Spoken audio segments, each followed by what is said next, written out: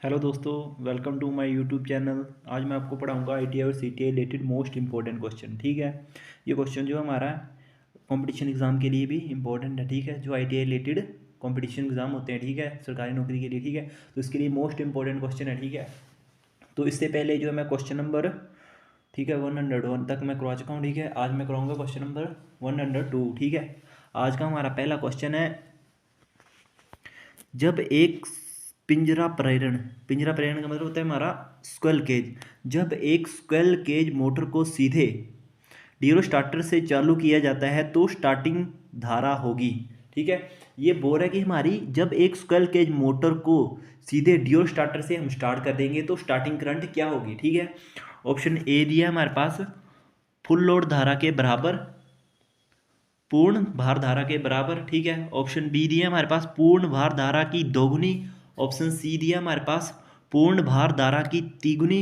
और option C दिया हमारे पास पूर्ण भार धारा की 5 से 7 गुनी। ठीक है, तो सबसे पहले हमारे इसका डियोल जैसे डियो स्टार्टर दिया है। ठीक है, डियो स्टार्टर, ठीक है, डियो स्टार्टर का पूरा नाम क्या होता है हमें पहले ये पता होना चाहिए। ठीक है, डियो स्टार्टर में जो डियोल दिया, ठीक है, इसका पूरा नाम होता है हमारा direct online starter.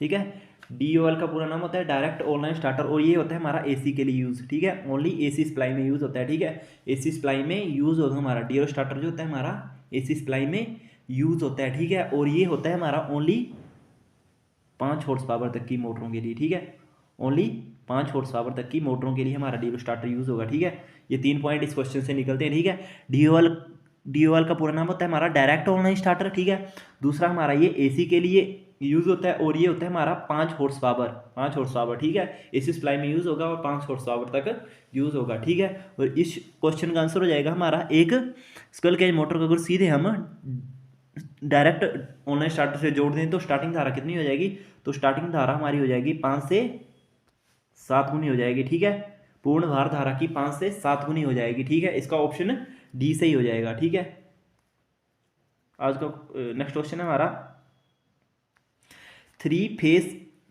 Three phase की मोटर में चुंबकीय क्षेत्र को घुमाने वाले फ्लक्स वेक्टर के कोण डैश पर स्थापित किया जाता है। ठीक है, ये बोल रहा है कि हमारी 3 फेज इंडक्शन मोटर जो है हमारा, उसमें चुंबकीय क्षेत्र को घुमाने वाले फ्लक्स का वेक्टर कोण जो मतलब उसमें जो होगा फेस डिस्प्लेसमेंट जो हमारा कितना होगा, फेज डिस्प्लेसमेंट। ठीक है, तो इसमें ऑप्शन दिया हमारे पास 120 डिग्री, ऑप्शन बी दिया हमारे पास 90 डिग्री, ऑप्शन सी दिया हमारे पास 60 डिग्री, ऑप्शन डी दिया हमारे पास 30 डिग्री। ठीक है, तो अगर मान लो 3 फेज की बात आती है ना, 3 फेज की बात आएगी तो उसमें हमारा कितना हो जाएगा, 3 फेज में हो जाएगा हमारा 120 डिग्री। ठीक है, 3 फेज में हमारा कितना चलेगा 120 डिग्री। अगर ये सिंगल फेज के लिए पूछा होता, ठीक है, सिंगल फेज के लिए पूछा होता तो ये होना चाहिए हमारा 90 डिग्री। ठीक है, ठीक है, 3 फेज में होता है हमारा 120 डिग्री। ठीक है, और सिंगल फेज के लिए होता है हमारा 90 डिग्री। ये बात याद रखनी है। ठीक है, सिंगल फेज में ओनली 90 डिग्री और 3 फेज में जो होता है हमारा 120 डिग्री। ठीक है, इस क्वेश्चन का आंसर फिर लाल हो जाएगा, ऑप्शन ए से ही हो जाएगा। ठीक है, नेक्स्ट क्वेश्चन है हमारा, ये लिखा है सधारित्र प्रारंभी। ठीक है, इसका मतलब होता है कैपेसिटर स्टार्ट। ठीक है, ये चीज कुछ चीजें हैं, ठीक है, जो इंग्लिश में, ठीक है, इंग्लिश में याद रखनी। ठीक है, कैपेसिटर स्टार्ट मोटर की घूर्णन दिशा परिवर्तित की जाती है। ठीक है, ये बोल रहा है जो हमारी कैपेसिटर स्टार्ट मोटर जो होती है, ठीक है, उसके घूमने की दिशा कैसे बदलेंगे। ठीक है, उसकी घूमने की दिशा हम कैसे बदल सकते हैं। ठीक है, ऑप्शन ए दिया हमारे पास आपूर्ति संयोजनों के अंत बिन में से, ये बोल रहा है कि हमारा इंटरचेंजिंग द सप्लाई कनेक्शन। ठीक है, सप्लाई के कनेक्शन चेंज करके। ऑप्शन बी बोल रहा है हमारे पास reverse the connection of auxiliary winding. ठीक है, ठीक है, एक्सलरी वाइंडिंग जो होती है हमारी, ठीक है, एक्सलरी वाइंडिंग के कनेक्शन को रिवर्स करके, ठीक है, उसे उल्टा करके। ठीक है, एक्सलरी वाइंडिंग के कनेक्शन को उल्टा करके। एक्सलरी वाइंडिंग कौन सी होती है हमारी, ये होती है हमारी एक्सलरी वाइंडिंग होती है हमारी स्टार्टिंग वाइंडिंग। ठीक है, ठीक है, स्टार्टिंग वाइंडिंग। ठीक है, ठीक है, 2 प्रकार की वाइंडिंग होती है, एक स्टार्टिंग वाइंडिंग होती है और दूसरी होती है हमारी इसमें रनिंग वाइंडिंग। ठीक है, ठीक है, जो कैपेसिटर स्टार्ट मोटर जो होती है इसमें 2 प्रकार की वाइंडिंग होती है, एक होती है हमारी स्टार्टिंग वाइंडिंग और दूसरी होती है हमारी रनिंग वाइंडिंग। ठीक है, ये बोल रहे हैं हमारा पहला ऑप्शन था हमारा इंटरचेंज द सप्लाई कनेक्शन। ठीक है, सप्लाई की कनेक्शन इंटरचेंज करके।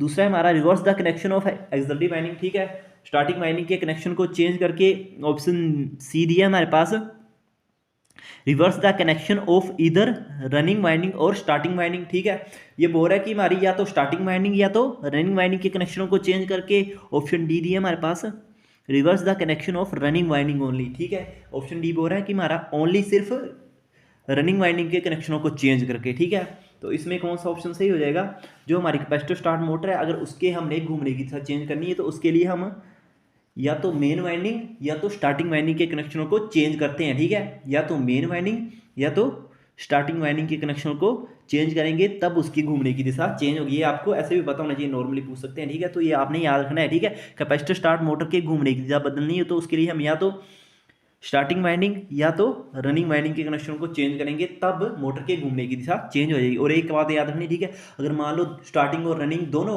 मतलब दोनों वाइंडिंग के कनेक्शन को चेंज करेंगे तो मोटर के घूमने की दिशा नहीं बदलेगी। ठीक है, या तो स्टार्टिंग के करने या तो रनिंग के करने, इसका ऑप्शन सी सही हो जाएगा, रिवर्स द कनेक्शन ऑफ इधर रनिंग वाइंडिंग और स्टार्टिंग वाइंडिंग। ठीक है, क्वेश्चन नंबर 104 का हो जाएगा सी। Question number 105। ठीक है, ये बोल रहा है कि हमारे एसी और डीसी दोनों आपूर्ति के लिए किस प्रकार की सिंगल फेज मोटर का प्रयोग किया जाता है। ठीक है, ये बोल रहा है कि हमारी एसी और डीसी दोनों सप्लाई पर किस प्रकार की मोटर, किस प्रकार की सिंगल फेज मोटर काम कर सकती है हमारी। ठीक है, एसी और डी ऐसी कौन सी मोटर है जो हमारी एसी और डीसी दोनों सप्लाई के ऊपर काम कर सकती है। ठीक है, ऑप्शन ए दिया हमारे पास इन्होंने shaded pole motor, option B दिया हमारे पास यूनिवर्सल मोटर, ऑप्शन सी दिया हमारे पास रिपल्शन मोटर और ऑप्शन डी दिया हमारे पास capacitor start induction run motor. ठीक है, जो हमारी मोटर एसी और डीसी के ऊपर चलती है वो मोटर कौन सी होती है, वो होती है हमारी यूनिवर्सल मोटर। ठीक है, यूनिवर्सल मोटर एक ऐसी मोटर है जो एसी और डीसी दोनों सप्लाई के ऊपर काम कर सकती है। ठीक है, यूनिवर्सल मोटर एक ऐसी मोटर है जो हमारी एसी और डीसी दोनों सप्लाई के ऊपर काम करती है। ठीक है, इसकी कुछ मैं विशेषताएं बता देता हूँ। ठीक है, ये मोस्ट इंपॉर्टेंट मोटर, ठीक है, क्योंकि इसके क्वेश्चन काफ़ी बार पूछे जा चुके हैं। ठीक है, ये एसी और डीसी दोनों सप्लाई के ऊपर काम कर सकती है। ठीक है, और इसे हम क्या बोलते हैं, इसे हम एसी सीरीज मोटर भी बोलते हैं। ठीक है, एसी सीरीज, इसे हम एसी सीरीज मोटर भी बोलते हैं। ठीक है, इसे हम एसी सीरीज मोटर भी बोलते हैं। ठीक है, और ये एसी और डीसी दोनों सप्लाई के ऊपर काम कर सकती है। ठीक है, और इसका यूज़ हम कहाँ कर सकते हैं। ठीक है, इसका यूज़ हम कर सकते हैं मिक्सी। ठीक है, दूसरा हमारा grinder.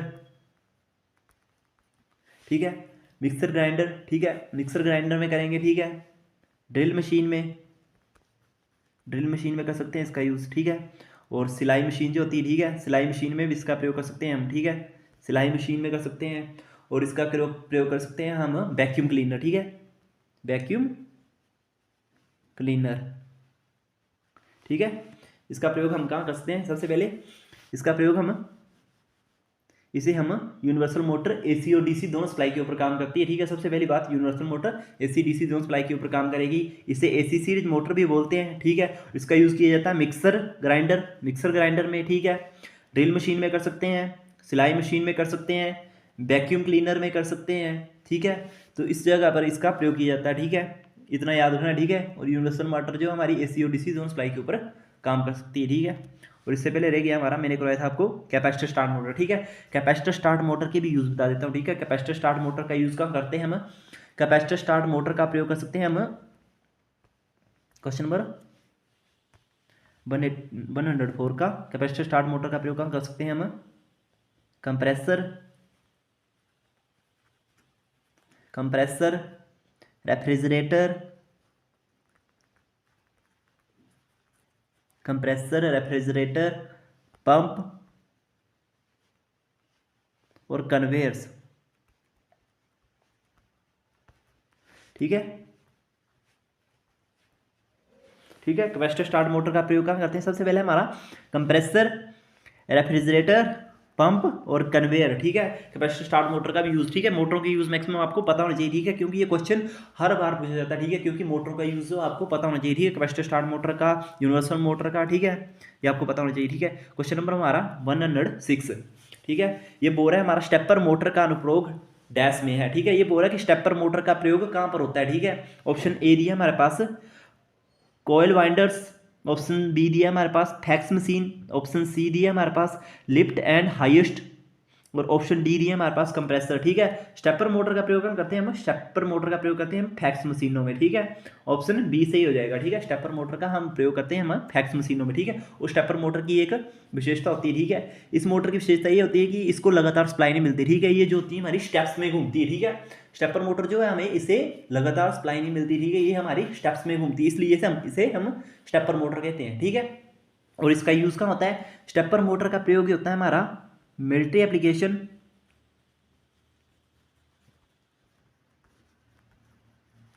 Military application, military application और मेडिकल साइंस। ठीक, आज का नेक्स्ट क्वेश्चन है हमारा 107। ठीक है, किसी अल्टरनेटर के, ठीक है ये दिया है जैसे प्रत्यावर्तक। ठीक है, प्रत्यावर्तक का मतलब होता है अल्टरनेटर। किसी अल्टरनेटर के फील्ड को एक्साइट करने के लिए प्रयुक्त एक्साइटर डैश है। ठीक है, ठीक है, उत्तेजक का मतलब होता है एक्साइटर। ठीक है, किसी अल्टरनेटर के फील्ड को एक्साइट करने के लिए प्रयुक्त एक्साइटर डैश है। ठीक है, ये बोल रहा है कि हमारा कोई अल्टरनेटर है, ठीक है, उसके फील्ड को एक्साइट करने के लिए कौन सा एक्साइटर इसमें से यूज किया जाता है। ऑप्शन ए दिया हमारे पास सीरीज जनरेटर, ऑप्शन बी दिया हमारे पास शंट जनरेटर, ऑप्शन सी दिया हमारे पास series generator, sorry series motor, और ऑप्शन डी दिया हमारे पास शंट मोटर। ठीक है, ठीक है, जो अल्टरनेटर है, ठीक है, उसके फील्ड को एक्साइट करने के लिए हम किसका प्रयोग करते हैं, उसके लिए करते हैं हम शंट जनरेटर। ठीक है, ठीक है, अल्टरनेटर के फील्ड को एक्साइट करने के लिए हम शंट जनरेटर का प्रयोग करते हैं। और शंट जनरेटर का यूज कहाँ होता है, ठीक है, शंट जनरेटर का यूज कहाँ पर होता है, शंट जनरेटर का यूज होता है जहां पर हमें कांस्टेंट लोड की जरूरत हो। ठीक है, जहां पर हमें कांस्टेंट लोड की जरूरत हो। ठीक है, शंट जनरेटर का यूज करते हैं हम जहां पर हमें कांस्टेंट लोड की जरूरत हो, वहां पर हम शंट जनरेटर का यूज करते हैं। ठीक है, जैसे बैटरी चार्जिंग, बैटरी चार्जिंग। ठीक है, और दूसरा होता है हमारा इलेक्ट्रोप्लेटिंग, ये मोस्ट इंपॉर्टेंट है। ठीक है, ये काफी बार पूछा जा चुका है। ठीक है, ठीक है, इलेक्ट्रोप्लेटिंग और डिस्ट्रीब्यूशन लोड।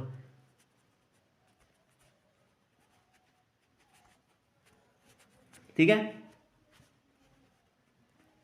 ठीक है, जो शंट जनरेटर है, ठीक है, इसका योग इसका प्रयोग कहाँ किया जाता है, जहां पर कांस्टेंट लोड की आवश्यकता हो। ठीक है, और इसका यूज होता है जैसे बैटरी चार्जिंग, इलेक्ट्रोप्लेटिंग और डिस्ट्रीब्यूशन लोड। ठीक है, इसके लिए हमारे शंट जनरेटर का प्रयोग होता है। ठीक है, और दूसरा हमारा इसमें दिया है हमारे पास सीरीज जनरेटर। ठीक है, सीरीज जनरेटर का यूज होता है हमारा कहां पर होता है, सीरीज जनरेटर का, सीरीज जनरेटर का पता होना चाहिए। ठीक है, सीरीज जनरेटर का प्रयोग होता है हमारा डीसी ट्रांसमिशन लाइन में वोल्टेज ड्रॉप को पूरा करने के लिए। ठीक है, ठीक है, सीरीज जनरेटर का प्रयोग करते हैं हम डीसी ट्रांसमिशन लाइन में वोल्टेज ड्रॉप को पूरा करने के लिए बूस्टर जनरेटर के रूप में। ठीक है, सीरीज जनरेटर जो होता है हमारा यूज, एक बार फिर से सुन लो, सीरीज जनरेटर का यूज होता है हमारा डीसी ट्रांसमिशन लाइन में वोल्टेज ड्रॉप को पूरा करने के लिए बूस्टर के रूप में हम सीरीज जनरेटर का प्रयोग करते हैं। ठीक है, फिलहाल इसका ऑप्शन बी सही हो जाएगा। ठीक है, ठीक है, ठीक है, एक्साइटर के रूप में हम शंट जनरेटर का प्रयोग करते हैं। ठीक है, नेक्स्ट क्वेश्चन है हमारा, जब कोई कुंडली, ठीक है, कुंडली का मतलब होता है वाइंडिंग। ठीक है, जब कोई बाइंडिंग चालक चुंबकीय फ्लक्स के लंबवत गति करती है तो जनरेटेड ईएमएफ डैश होगी, प्रेरित का मतलब जनरेटेड। ठीक है, जब कोई बाइंडिंग चालक चुंबकीय फ्लक्स के लंबवत गति करती है तो जनरेटेड ईएमएफ डैश होगा। ठीक है, तो इसका ऑप्शन दिया हमारे पास लैगिंग होगा, ऑप्शन बी दिया हमारे पास लीडिंग, ऑप्शन सी दिया हमारे पास मैक्सिमम, और ऑप्शन डी दिया हमारे पास जीरो। ठीक है, तो इसका फ्लक्स जो होगा कैसा होगा, ये होगा हमारा मैक्सिमम होगा। ठीक है, मैक्सिमम होगा। ठीक है, जब हमारा चुंबकीय फ्लक्स चालक जो है चुंबकीय फ्लक्स से लंबवत गति करेगा। ठीक है, लंबवत मतलब